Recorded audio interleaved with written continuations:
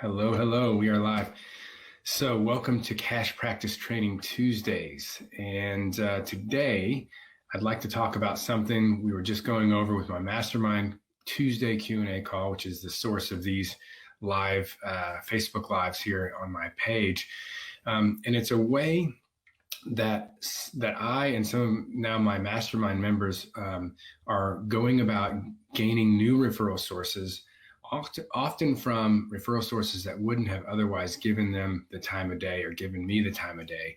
And it's been back when I was using it was such a cool kind of discovery. I didn't go into it thinking that I was going to be necessarily developing referral sources. I thought I was going to be using this marketing method I'm about to describe to get directly in front of prospective patients. And it wasn't that didn't happen.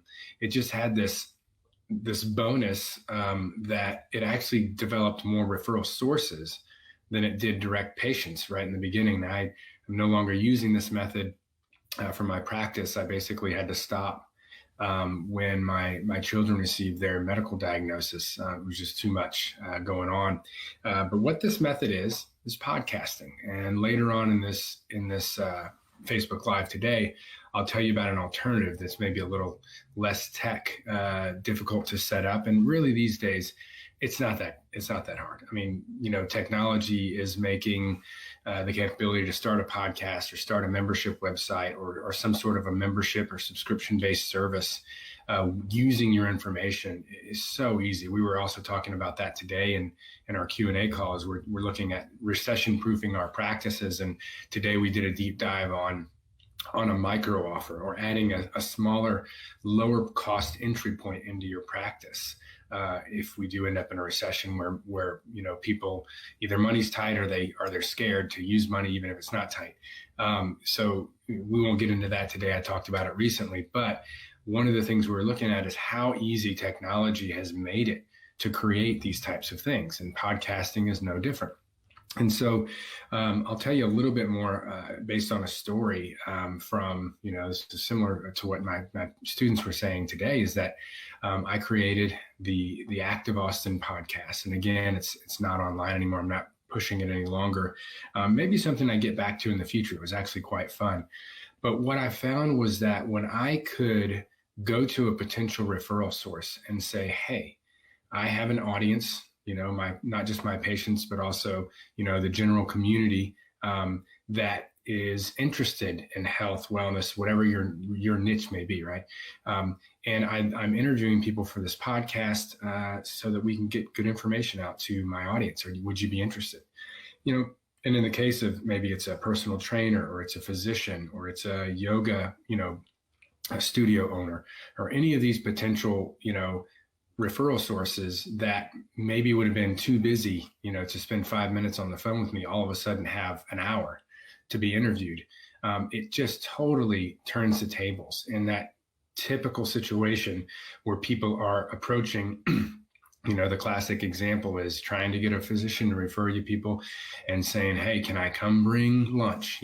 How many staff do you have? All that nonsense that I hope no one is.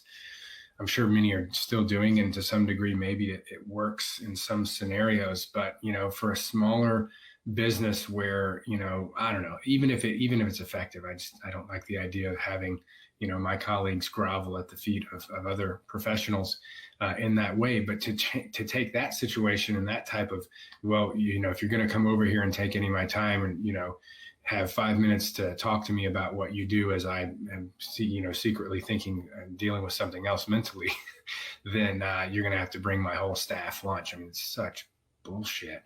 If you're doing that, please stop. Try this instead, okay?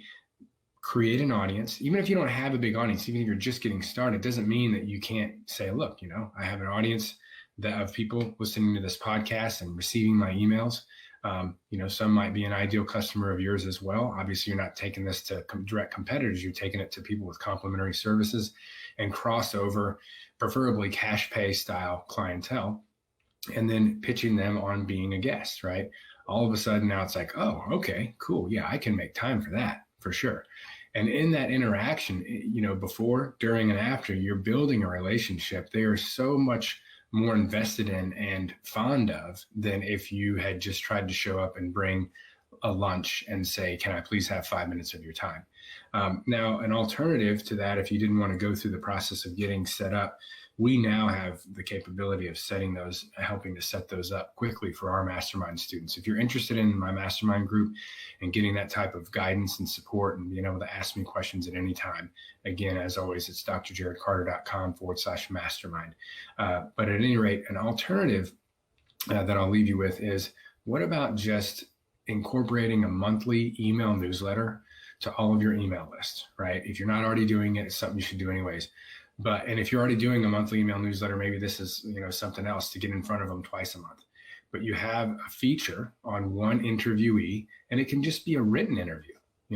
It's the same way that you can reach out to the same amount of people and say, look, I like to feature one provider or professional or business owner in the area that might have expertise or information that's helpful to my audience and my, client list. Would you be interested in answering these 4 questions? And then this is something that's so easy to set up. Someone on your staff can do all this, but you make sure you get on the phone with them if you can't get in face to face with them, and you make that connection. You put them in front of your audience, and they are going to be very happy about that. So if you don't want to go to the process of setting up a podcast, at least consider doing some sort of monthly expert feature that you send out to your list. And it's going to give you the ability to open those doors that normally would not be open for you. So if you like these ideas, if you're going to give them a go, or if you've already tried something like this, please let me know in the comments below.